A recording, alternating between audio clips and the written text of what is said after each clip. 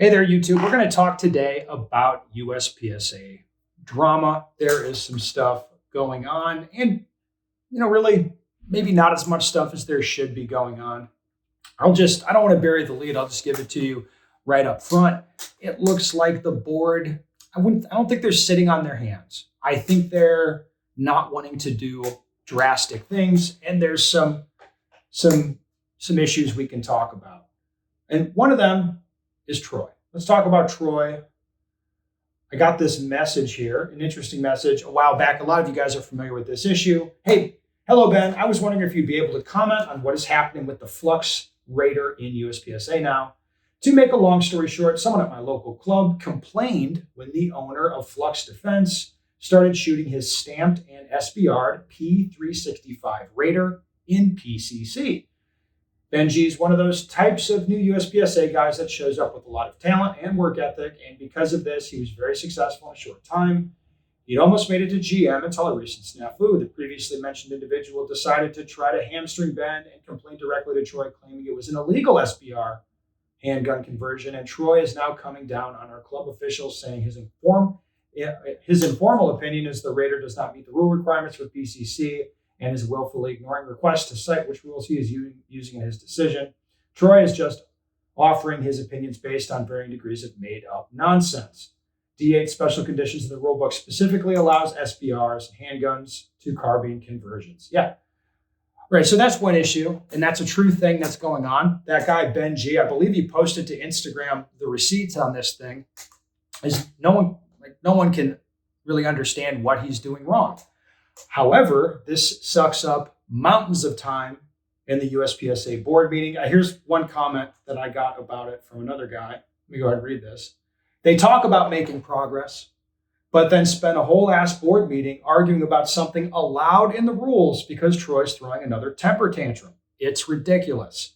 Troy needs to go into a meeting and come out of the meeting without a job. And that's the kind of thinking, quite honestly, that we need on the USPSA board. We've got guys on there and guys coming on. Like John Burt, I think he's a full send type of cat. He's won the election in Area 2. Hotdog, his proxy lost. Okay, so aside from that, the guys on the board now, they are not on board with this way of thinking. To me, firing Troy is like the most obvious thing to do. The most obvious. It'd be awesome. It's just like this guy's been making a mess in this SBR situation where Troy makes up rules, abuses the rules. He doesn't know how to tell the truth. That's another problem with him. This kind of thing, it's like this has been going on for so long. His behavior is so terrible. It's just like put forward a motion and fire the guy. You guys can do that. The people on the board can do that. And really they should. And you might be kind of worried, like this or that's going to happen, or there's going to be backlash or whatever. No, just fire him. This is the most obvious thing to do. It doesn't make sense to me that they don't even put it to a vote. Again, that's not a bad thing. Just somebody motions, somebody seconds, put it to a vote, and the vote fails. What's the problem? Then people see the minutes, the internet takes over, the internet does its thing, because popular opinion is that Troy sucks. Because Troy does suck. This stuff is how he's been doing it for a long time. There's other things going on as well. Right now, Hotdog wants to be their IPSC regional director for USPSA. And I think the board will do it as an expediency thing. He wants the job. He wants to be in control of those slots. He likes that sort of thing. And I think that some of them would just say, hey, yeah, that's fine. Hotdog can be the regional director. But it's that's such a weak decision. Why would you okay that? Again, look at what you're doing for the organization long term. You just say, hey, no, fuck this guy. This is not acceptable to have this guy as the regional director for a whole host of reasons, for all of the reasons. It's I don't care if it's inconvenient. I don't really care that you have to find somebody else. It makes no sense. Both factually and just the optics of it. It's why would you do this? You're basically look at the message that sends to the public when USPSA does that. Shit, they still haven't reinstated me. Like, why not? Like, I don't think serious people anymore think I should have been kicked out. And it's not like all about me, but what the fuck? Like, again, it sends a message. Make a motion, put it to a vote, let it fail or let it succeed, and the internet does the rest. There's no reason not to do these things. It makes no sense to me. Right now, they're also in a pickle with the Yemen situation. The current president of USPSA is like functionally retarded. Like, he is just unwilling to do the things that he's supposed to do for his job. His job is not that many responsibilities, but he just does not do them. And he is a disaster. Now, it's ironic that the membership voted him in twice. It's a little bit funny, actually.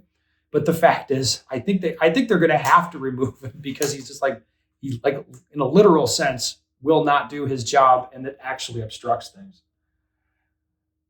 Let me see if there's any other comments here that help with this.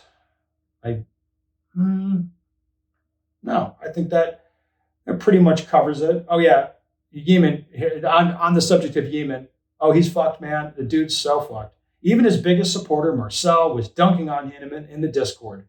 Yemen has shown zero ability to lead USPSA anywhere or accomplish anything but spend money traveling and shake hands. When a board this decisive and split unanimously, I think he means indecisive.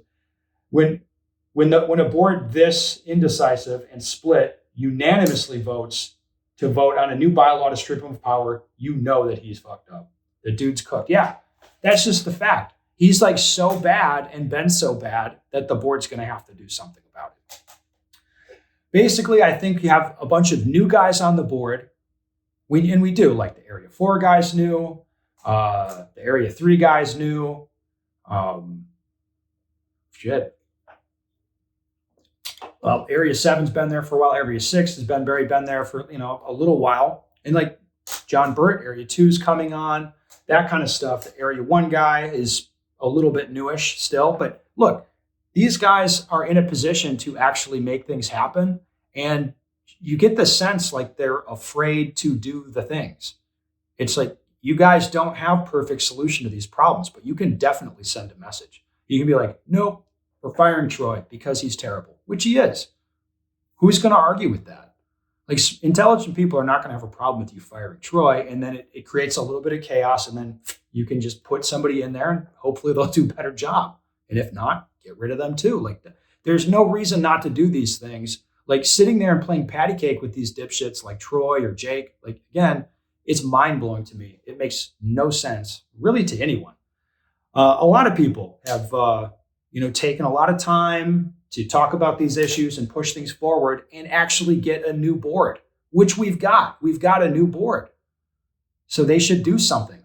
They should, exercise the power they have to actually make changes in USPSA and fix it.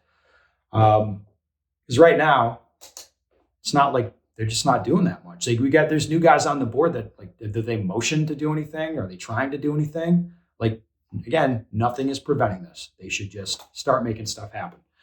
Anyway, that's my opinion. I'm sure you guys will have maybe a different opinion, and you'll put it down in the comments.